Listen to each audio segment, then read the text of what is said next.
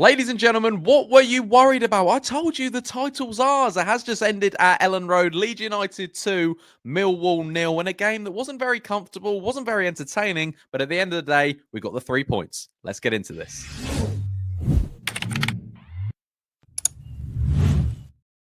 All right, guys, what's going on? My name is Ollie Ward. Welcome back to the Ollie Ward channel. Like I just said, it has just ended at Ellen Road. Leeds United 2, Millwall 0.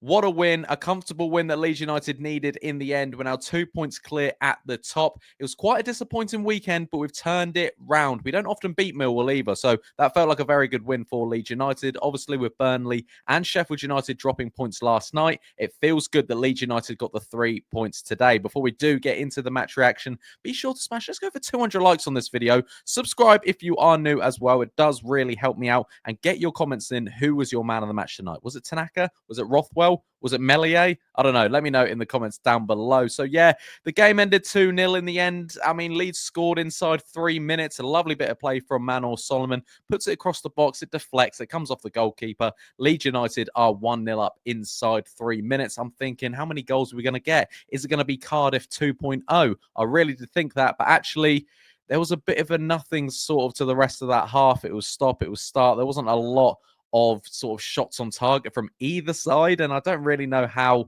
I was going to come on here and talk about the game in the end, because the first half, after scoring, there wasn't much entertainment at all. I mean, there was a few chances. There was good bits of play. You know, I thought Joe Rothwell kept the midfield ticking, and I thought he kept the team ticking. I think him and Tanaka were absolutely brilliant tonight, and it shows that Joe Rothwell needs to start. You know, there's nothing necessarily against Ilya Gruev, but Joe Rothwell right now is the better option, and Leeds United need to stick with Rothwell and Tanaka until the end of the season, because they're our best two in the middle of the park. White and Piroe is out. I firmly believe that. But yeah, and then in the second half, I was thinking, you know, let's just try and hang on to this, and let's, you know, make some changes, and let's maybe go for a second goal. And that's kind of what the majority of the half was, until sort of the last sort of 5-10 minutes, like before we scored our second.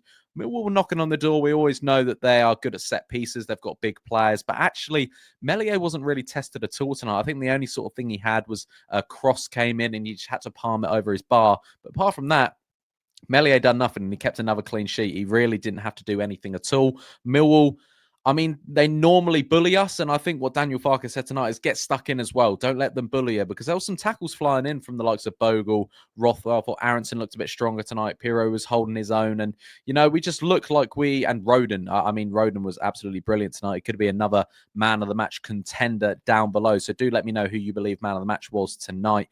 And then, yeah, in the end, we get our second goal. It's another Junior Firpo assist. It's a ball from Manor Solomon, puts it to Junior Firpo, squares it. I think he's trying to square it back to Manor Solomon, but who's on the end of it? It's Al Tanaka, and he puts it right in the postage stamp, right in the top corner. And what a goal from Tanaka. And it topped off a rather good game from Al Tanaka, because he had a very, very disappointing game, I thought, against Portsmouth on Sunday.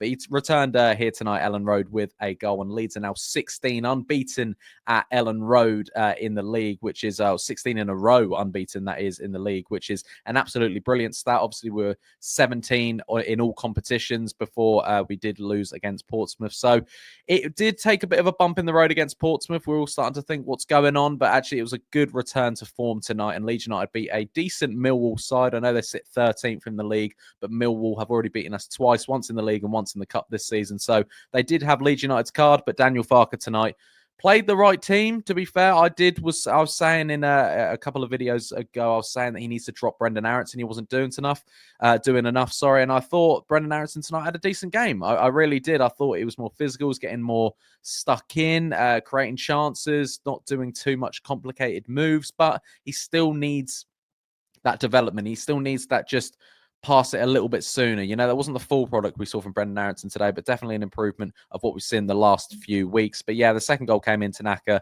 Leeds United top of the league. Leeds United win the game. They didn't really lay a glove on Leeds United Millwall tonight. So it was a good, solid win to run through all of the players. Like I said, Ilya Mellye, another clean sheet. Distribution was good.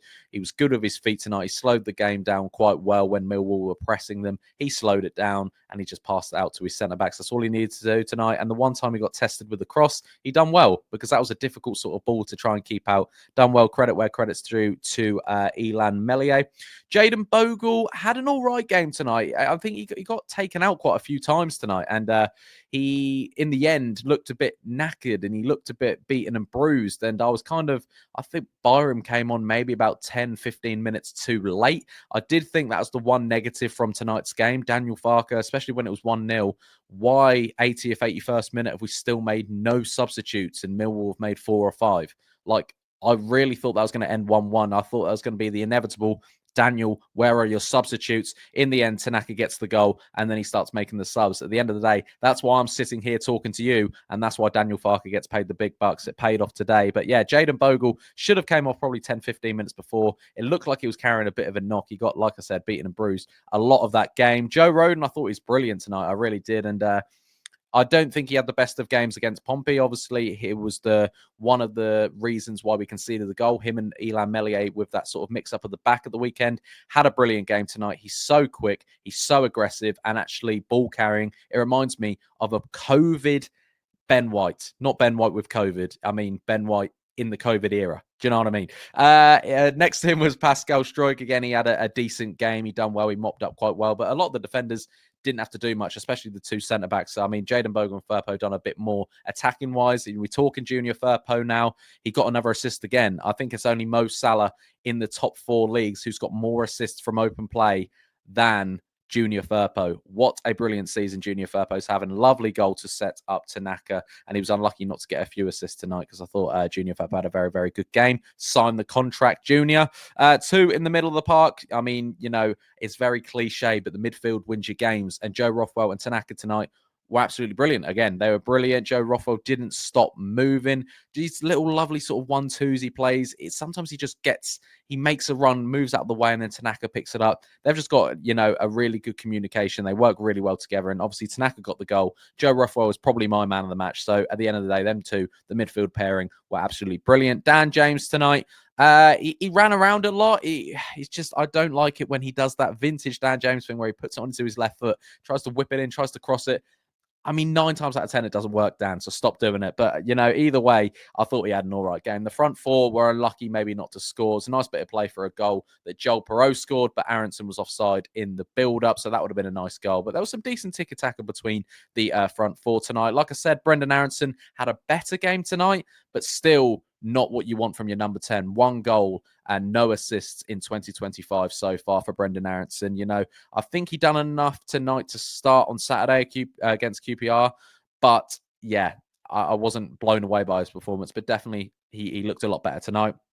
Manor Solomon, again, showing sometimes he is a cut above the rest. I know it kind of divides fans how good people think Manor Solomon is. I think he's a brilliant footballer, and he was brilliant out on the left wing today, and he caused a lot of problems, and he was probably the key man out of the front 4. And Joel Piroe, unlucky not to get that goal. He wasn't offside. He done really well, good feet, stuck it in the top corner. It was a really nice finish, but either way, like I said, Brendan Aronson was offside for the goal. But Joel Piroe, I love it when he comes in to the 10 position and picks up the ball, because rarely he loses the ball when he picks it up. And I think we need to take advantage of that more in the next 9 games. And you can drop him into the 10 and bring on Mateo Joseph and things like that. But yeah, the only negative I'll take from tonight is we didn't score more than 2. And also the substitutes were too late. How do you expect Nonto and Ramazani to break into the team if you're only giving them 7 minutes? Or Ramazani, you're only giving him 2 minutes. He came on in the 91st minute. I know this isn't the time to sort of mess around with your tactics when you've got 9 games to go, when you need to get back to the Premier League. But I still do think that Leeds United and Daniel Farke should be using his bench more. He's got a brilliant bench.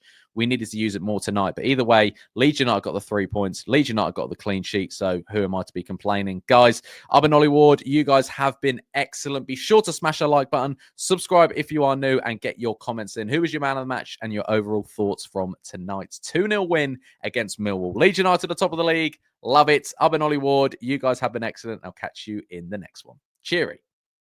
Oh.